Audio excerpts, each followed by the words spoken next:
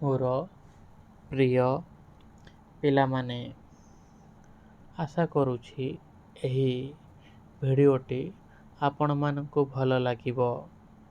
ଯଦି ଭଲ ଲାଗେ ଆପଣମାନେ ଏହି ଚ୍ୟାନେଲକୁ ସବସ୍କ୍ରାଇବ୍ କରନ୍ତୁ। ପ୍ରଥମ ପ୍ରଶ୍ନ, ଗୋପୀନାଥ ମହାନ୍ତି କେଉଁ ମସିହାରେ ଜ୍ଞାନପୀଠ ପୁରସ୍କାର ପାଇଥିଲେ? ଏଥିରେ ଚାରୋଟି ଅପସନ୍ ଅଛି। 1964, 1973, 1949, 1961। ତାହେଲେ ଅପସନ୍ ନମ୍ବର 2, 1973 ମସିହାରେ ଗୋପୀନାଥ ମହାନ୍ତି ଜ୍ଞାନପୀଠ ପୁରସ୍କାର ପାଇଥିଲେ। 1964 ମସିହାରେ ଗୋପୀନାଥ ମହାନ୍ତି ମାଟି ମଟାଳ ଉପନ୍ୟାସ ରଚନା କରିଥିଲେ। ଏହି ମାଟି ମଟାଳ ଉପନ୍ୟାସ ପାଇଁ ଔପନ୍ୟାସିକ ଗୋପୀନାଥ ମହାନ୍ତି 1973 ମସିହାରେ ଜ୍ଞାନପୀଠ ପୁରସ୍କାର ଲାଭ କରିଥିଲେ। 1949 ମସିହାରେ ଗୋପୀନାଥ ମହାନ୍ତିଙ୍କର ଅନ୍ୟ ଏକ ଉପନ୍ୟାସ ପ୍ରକାଶ ପାଇଥିଲା। ତାର ନାମ ହେଉଛି ଅମୃତର ସନ୍ତାନ। ଅମୃତର ସନ୍ତାନ। ଏହି ଅମୃତର ସନ୍ତାନ ପାଇଁ ଔପନ୍ୟାସିକ ଗୋପୀନାଥ ମହାନ୍ତି 1955 ମସିହାରେ ସାହିତ୍ୟ ଏକାଡେମୀ ପୁରସ୍କାର ଲାଭ କରିଥିଲେ। 1961 ମସିହାରେ ଔପନ୍ୟାସିକ ଗୋପୀନାଥ ମହାନ୍ତିଙ୍କର ଅନ୍ୟ ଏକ ଉପନ୍ୟାସ ପ୍ରକାଶ ପାଇଥିଲା। ତାର ନାମ ହେଉଛି ଲୟ ବିଲୟ। ଲୟ ବିଲୟ। ଏହା ଏକ ଚେତନ ପ୍ରବାହଧର୍ମୀ ଉପନ୍ୟାସ। ତାହେଲେ ଆମେ ଜାଣିଲେ 1973 ମସିହାରେ ମାଟି ମଟାଳ ଉପନ୍ୟାସ ପାଇଁ ଗୋପୀନାଥ ମହାନ୍ତି ଜ୍ଞାନପୀଠ ପୁରସ୍କାର ଲାଭ କରିଥିଲେ। ଦ୍ୱିତୀୟ ପ୍ରଶ୍ନ, କବି ସଚ୍ଚିଦାନନ୍ଦ ରାଉତରାୟ କେଉଁ ମସିହାରେ ଜ୍ଞାନପୀଠ ପୁରସ୍କାର ପାଇଥିଲେ? ଏଠି ଚାରୋଟି ଅପସନ୍ ଅଛି। 1986, 1962, 1947, 1969। ତାହେଲେ ଅପସନ୍ ନମ୍ବର 1, 1986 ମସିହାରେ କବି ସଚ୍ଚିଦାନନ୍ଦ ରାଉତରାୟ ଜ୍ଞାନପୀଠ ପୁରସ୍କାର ପାଇଥିଲେ। ସମଗ୍ର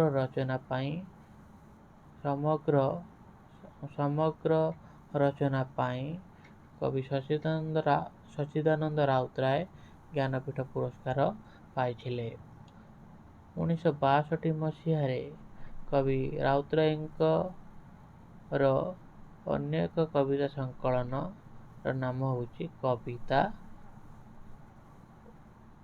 1962। କବିତା 1962 ପ୍ରକାଶିତ ହେଇଥିଲା। ଏହି କବିତା 1962 ପାଇଁ କବି ସଚ୍ଚିଦାନନ୍ଦ ରାଉତରାୟ ସାହିତ୍ୟ ଏକାଡେମୀ ପୁରସ୍କାରରେ ପୁରସ୍କୃତ ହେଇଥିଲେ। ସେହିପରି 3 ନମ୍ବର ଅପସନ୍, 1947 ମସିହାରେ କବିଙ୍କର ଆଉ ଏକ କବିତା ସଂକଳନ ପ୍ରକାଶିତ ହେଇଥିଲା। ତାର ନାମ ହେଉଛି ପାଣ୍ଡୁଲିପି। ପାଣ୍ଡୁଲିପି 1947। ସେହିପରି 1969ରେ କବି ସଚ୍ଚିଦାନନ୍ଦ ରାଉତରାୟଙ୍କର ଅନ୍ୟ ଏକ କବିତା ପ୍ରକାଶ ପାଇଥିଲା। ତାର କବିତା ସଂକଳନ ନାମ ହେଉଛି ଏସିଆର ସ୍ୱପ୍ନ। ତାହେଲେ ଆମେ ଜାଣିଲେ 1986 ମସିହାରେ କବି ସଚ୍ଚିଦାନନ୍ଦ ରାଉତରାୟ ସମଗ୍ର ରଚନା ପାଇଁ ଜ୍ଞାନପୀଠ ପୁରସ୍କାର ପାଇଥିଲେ। ପ୍ରଶ୍ନ ନମ୍ବର 3, କବି ସୀତାକାନ୍ତ ମହାପାତ୍ର କେଉଁ ମସିହାରେ ଜ୍ଞାନପୀଠ ପୁରସ୍କାର ପାଇଥିଲେ? ଏଠି ସେମିତି 4ଟି ଅପସନ୍ ଅଛି।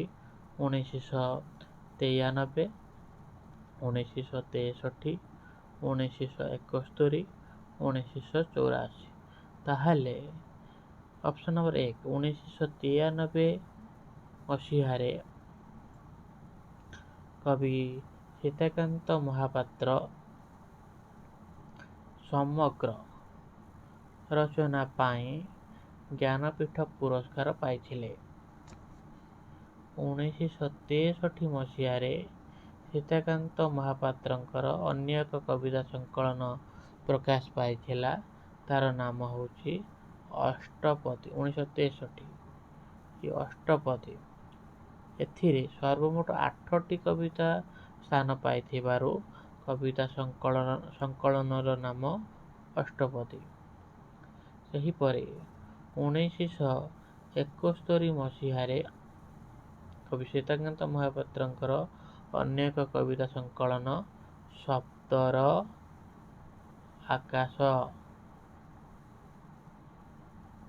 1971 ମସିହାରେ ପ୍ରକାଶ ପାଇଥିଲା।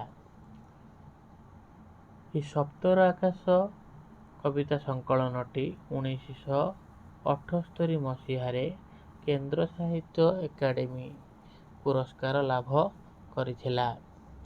ସେହିପରି କବି ସୀତାକାନ୍ତ ମହାପାତ୍ରଙ୍କର ଅନ୍ୟ ଏକ କବିତା ସଂକଳନ ଯାର ନାମ ହେଉଛି ସମୟର ଶେଷ ନାମ। ସମୟର ଶେଷ ନାମ, ଯାହା 1984 ମସିହାରେ ପ୍ରକାଶ ପାଇଥିଲା।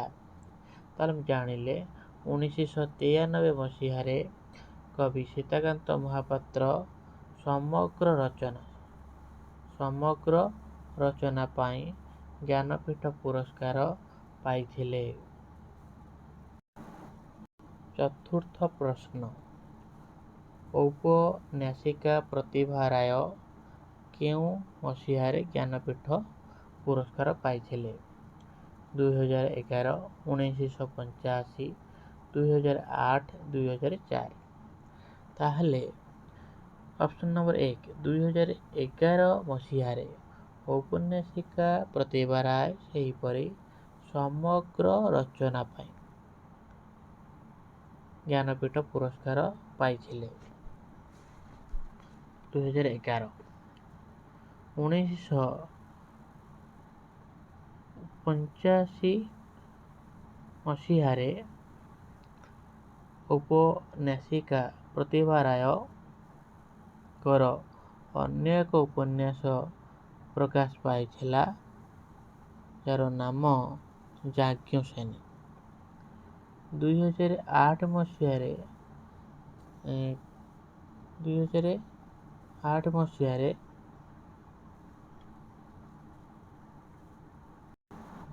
2008 ମସିହାରେ ଔପନ୍ୟାସିକା ପ୍ରତିଭା ରାୟଙ୍କ ଏକ ଉପନ୍ୟାସ ପ୍ରକାଶ ପାଇଥିଲା। ସେହି ଉପନ୍ୟାସର ନାମ ମହାରାଣୀ ପୁତ୍ର। ଏଥିରେ ବ୍ୟାସକବି ଫକୀରମୋହନ ଏବଂ କେନ୍ଦୁଝରର ବିପ୍ଳବୀ ଧରଣୀଧର ଭୂୟାଁଙ୍କ ଜୀବନର କଥା ବିଶେଷ କରି ସ୍ଥାନ ପାଇଛି। ତାହେଲେ ଏହି ମହାରାଣୀ ପୁତ୍ରର ପ୍ରକାଶ କାଳ 2008। ସେହିପରି 2004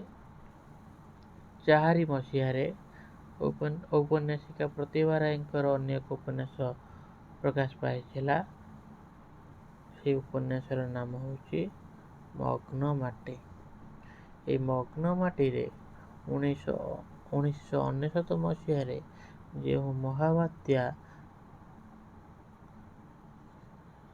ଓଡ଼ିଶାରେ ଘଟିଥିଲା, ସେହି ବିଷୟବସ୍ତୁକୁ ଆଧାର କରିକି ଲେଖା ହେଇଛି ମଗ୍ନମାଟି 2004।